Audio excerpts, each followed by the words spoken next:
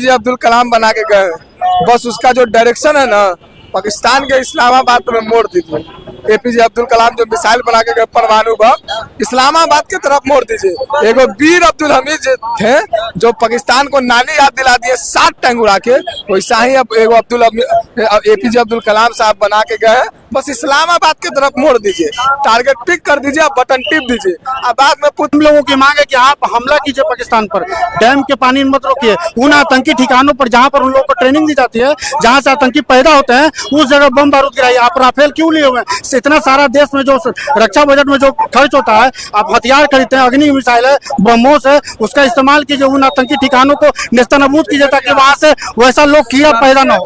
अभी बहुत बड़ा मिसाइल कि इनके शासन में ये जो 370 की बात करते थे या आतंकवाद की बात करते, 56 का सीना की बात करते थे, ये सारे इनके दावे कोकले। ये जो कहते थे कि मेरे होते किसी को देश में सबसे बड़ी बात, वहाँ पे एक भी सैनिक मौजूद नहीं था। क्यों नहीं था? कितनी बड़ी चुकल सर्वदलीय बैठक में कहा उन्होंने, कल सर्वदलीय बैठक में उन्होंने एक्सेप्ट किया। ये बहुत में भी मुस्लिम नेता, आप भी इफ्तार पार्टी करने जाते हैं, अगर हर मुस्लिम खराब है तो फिर ये सब ढोंग बंद कर दीजिए। क्या ये धर्म पूछे जाते हैं, फिर गोलियों की बौछार की जाती है? हाँ, ये पहली बार हुई है कि इस देश में धर्म पूछ के लोगों को गोली मारी गई है। यहाँ तक मुझे लगता है कि आतंकियों का मकसद सिर्फ दहशत फैलाना नहीं था, बल्कि इस देश में सांप्रदायिक माहौल को जिंदा करना, उसको भड़काना था। जैसा कि पहले भी कभी कभी आतंकी घटना हुई तो उसमें क्षेत्र को लेकर कभी देखा गया कि स्पेशल बिहारियों को टारगेट किया गया, फिर किसी अन्य राज्य के लोगों को टारगेट किया गया। लेकिन इस बार जिस तरह से उन लोगों ने धर्म पूछकर जो आतंकी हमला किया है, बहुत ही कायराना हमला है।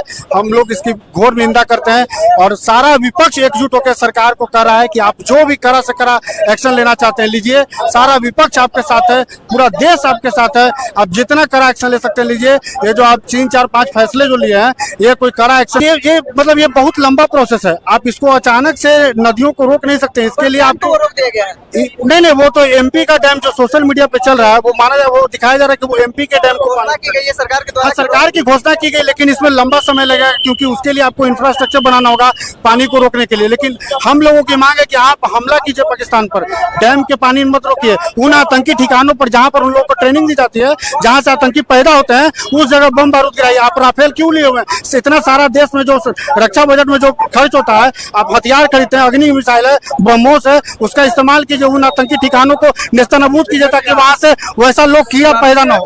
अभी बहुत बड़ा मिसाइल एपीजे अब्दुल कलाम बना के गए हैं। बस उसका जो डायरेक्शन है ना, पाकिस्तान के इस्लामाबाद में मोड़ दीजिए।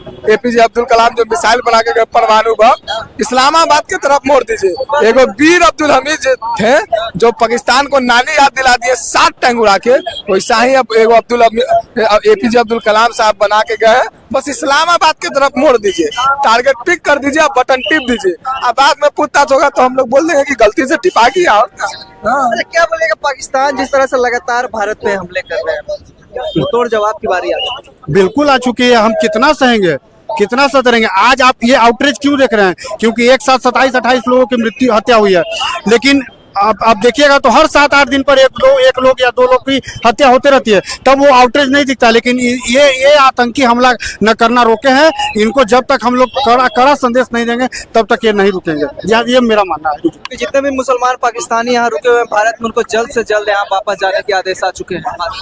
हाँ, यहाँ भी कुछ वैसे लोग हैं जो मतलब वहाँ इनपुट देते हैं या फिर उन पाकिस्तानियों की मदद करते हैं। उनको तो सच में देश छोड़ देना चाहिए। वो तो फीका परस्त है, जो देश का भोजन खा के, देश का राशन खा के देश के खिलाफ साजिश में शामिल हो रहे हैं, तो उनको छोड़ देना चाहिए। लेकिन एक बात मैं ये भी कहना चाहता हूँ कि सभी मुसलमानों को, देश के आम मुसलमानों को जिस तरह से जो ट्रीट किया जा रहा है, दिखाया जा रहा है कि ये लोग भी मतलब उस तरह के सोच वाले हैं, ये गलत है। आप कल ही देखे कि अली से एक मुस्लिम शहीद हो गए सर्च ऑपरेशन में। तो इस तरह से आप मार्जिनलाइज मत कीजिए कि सभी मुसलमान को एक तरह से देखने का। कुछ आतंकी हैं, कुछ वैसे सोच के हैं, उनको जरूर आप पकड़िए, उनको गिरफ्तार करिए, जो कानूनी करवाइए। झारखंड का एक मुसलमान को पकड़ा गया तो आप उस तरह से कार्रवाई कीजिए, उसके लिए कोई सिंपैथी नहीं है। लेकिन आप हर मुस्लिम को उस नजरिए से मत देखिए। आपके पार्टी में भी मुस्लिम नेता, आप भी इफ्तार पार्टी करने जाते हैं, अगर हर मुस्लिम खराब है तो फिर ये सब ढोंग बंद कर दीजिए। क्या ये हिंदू मुस्लिम हमारे देश में बंद हो गए, फिर ये और बढ़ावा होगा? होना तो चाहिए बंद। अभी देखा जा रहा है इसके तौर बढ़ते ही जा रहे हैं। अभी तो अब सरकार ही उस तरह से कम्युनल बयान देती है, भाषण देती है कि हिंदू मुस्लिम हो, 80 बनाम 20 कहती है। तो ये साफ तो सरकार ही चाहती है कि देश में ध्रुवीकरण की राजनीति हो। ध्रुवीकरण की राजनीति से सरकार को यह फायदा है कि आप महंगाई पर, बेरोजगारी पर, शिक्षा पर, स्वास्थ्य पर सवाल करना भूल जाइएगा। आप सिर्फ हिंदू मुस्लिम के जो थी है मतलब नशा है उसी में खोए रहिएगा। तो सरकार को ही चाहिए कि ध्रुवीकरण की राजनीति से हटकर विकास की राजनीति के मार्ग पर वो पड़े। हमले का ये हुआ हमारे देश में, क्या बोलेगा इस पे? देखिए, सबसे पहले जो पहलगाम में इतनी दर्दनाक टूरिज्म मतलब पर्यटक को मारा गया है, दर्दनाक, उसकी जितना भर्त्सना की जगह मैं सब उन लोगों को श्रद्धांजलि अर्पित करते हैं सबसे पहले। और ये आतंकवाद पे समझिए, आतंकवाद ने बहुत बड़ा तमाचा मारा भारत को, बहुत बड़ा तमाचा, ऐसा तमाचा जो देश के प्रधानमंत्री कहते थे, देश के गृह मंत्री कहते थे कि 56 इंच का सीना है मेरा, देश में किसी को खांसने नहीं देंगे। 370 की बात करते थे, हर चीज में बात करते थे। और सबसे बड़ी शर्म की बात है, मैं इस पे कोई राजनीतिक नहीं कर रहा हूँ, तो सबसे बड़ी शर्म की बात है कि देश के प्रधानमंत्री ने जो सर्वदलीय बैठक उसमें मौजूद नहीं रहे। और दूसरी इससे बड़ी बात, जो इतनी बड़ी घटना हो गई, यहाँ पे चुनावी रैली कर रहे हैं, ये यहाँ पे चुनावी रैली कर रहे हैं, यहाँ वोटरों को लुभावने की बात कर, यहाँ पैकेज की बात कर रहे हैं। वहाँ शहीद हो गए, मर गए, उनको कुछ नहीं, कोई श्रद्धांजलि नहीं दी गई। सर, सबसे बड़ा सवाल है कि धर्म पूछकर मारा जा रहा है यहाँ। देखिए, ऐसा कुछ नहीं है, ऐसा कुछ नहीं है, ये गलत बात है। हम कहते हैं आप किसी चीज को एडिट कर लीजिए, आप एडिट करके दिखाइए, ऐसा कुछ नहीं है। धर्म पूछ के नहीं, जो वहाँ पे घोड़सवार था, जो वहाँ पे लेके चलता था, जो आदिल नाम के, आप देखिए उसने क्या किया, उसने अपनी, उसको क्या मतलब था, उसने क्या, मगर उसने अपनी जान पे खेल के सब कुछ की अपनी जान उछावर कर दी उसके लिए। उसने धर्म से ऊंचे बात की, उसने जात पात से ऊपर बात की, और वो अपना शहीद हो गया वहाँ पे। यहाँ पे सिर्फ धर्म की बात की जा रही है, यहाँ पे भी।